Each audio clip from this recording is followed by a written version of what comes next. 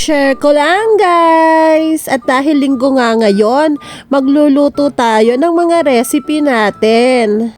Ako lang ba yung nahihirapan sa tuwing maghahanda ng tanghalian?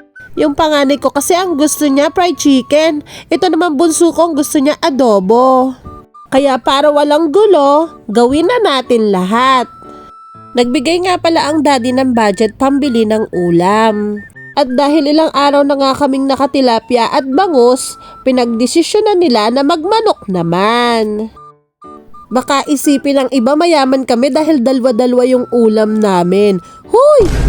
Yung adobo ay balugbog lang po yan na nalagyan ng itlog. At syempre, yung fried chicken naman namin ay wings lang dahil mas mura yon. At take note, maghapon na pong ulam namin yan ha. Kahit ano naman pong pagkain ang ihain nyo dito sa mga anak ko ay talagang masagana silang kumain. Mas gusto pa nga nila yung langka at pritong isda.